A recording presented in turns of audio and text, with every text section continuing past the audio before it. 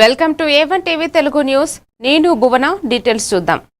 Fee reimbursement పథకాన్ని రద్దు చేయాలనే కుట్ర రాష్ట్ర ప్రభుత్వం చేస్తోందని తెలంగాణ బీసీ ప్రజా సంఘం రాష్ట్ర అధ్యక్షుడు నాయన్హి భరత్ తీవ్రంగా ఆరోపించారు.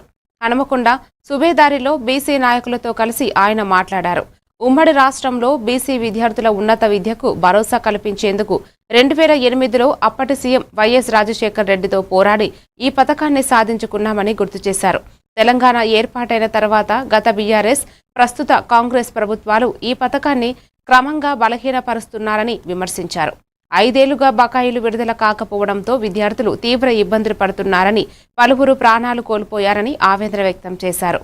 హైకోర్టు తీర్పుపై CM Revanth Reddy, deputy CM Bhatti Vikramarka వెంటనే స్పందించాలని డిమాండ్ చేశారు. ఈ కార్యక్రమంలో డాక్టర్ లయన్ పద్మజాదేవి, మాడిశెట్టి అరుంధతి తదితరులు పాల్గొన్నారు.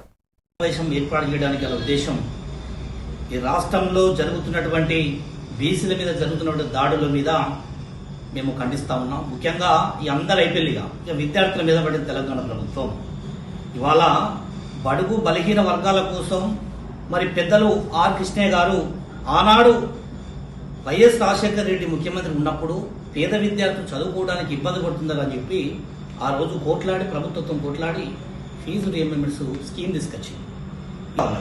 అసలు ఆయనతో కట్టుకో విద్యార్థులు ఒకవేళ డబ్బులు పెట్టి చదువుకోవాలనే పరిస్థితులు ఉంటే స్కాలర్షిప్లు ఎందుకు? ఈ పేద విద్యార్థులు ఫీజు కట్టలేకనే కదా ఆనాడు ఆర్ కృష్ణయ్య గారు పోరాటం చేసి ఈ స్కీమ్ తీసుకొచ్చింది.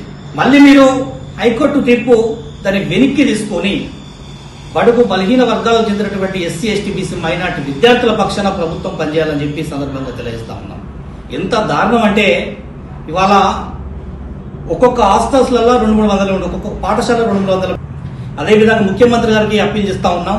వెంటనే ఏదైతే మీ ప్రభుత్వానికి చిత్తశుద్ధి ఉంటే విద్యార్థుల పక్షాన, పేద విద్యార్థుల పక్షాన ఉండి మరి హైకోర్టుకు ఆ తీర్పు ఇచ్చినటువంటి గౌరవిస్తాం. ఎవరికైనా హైకోర్టు కానీ సుప్రీంకోర్టు కానీ మనకు ప్రజా తీర్పును మేము ఎప్పుడు కూడా వ్యతిరేకించాం. కాకపోతే ఏంటంటే ఇక్కడ విద్యార్థులు అనేక మంది వేలాది విద్యార్థులు రోడ్డున పడాల్సి వస్తుంది. ఆ విద్యార్థులు చదువుకోలేక వచ్చే నెల మే లోపు భారీ బహిరంగ సభ బీసీ గర్జన ఏర్పాటు చేయలేకపోతున్నాము. ఈ బీసీ గర్జనకు పలువురు బీసీ నాయకులు, మంత్రులను కూడా ఇన్వైట్ చేస్తా ఉన్నాము. ఆ డేటు, ఆ కార్యాచరణ అంతా కూడా మళ్ళీ మీడియా సమావేశం ఏర్పాటు చేసి మీ దృష్టికి తీసుకొస్తాం.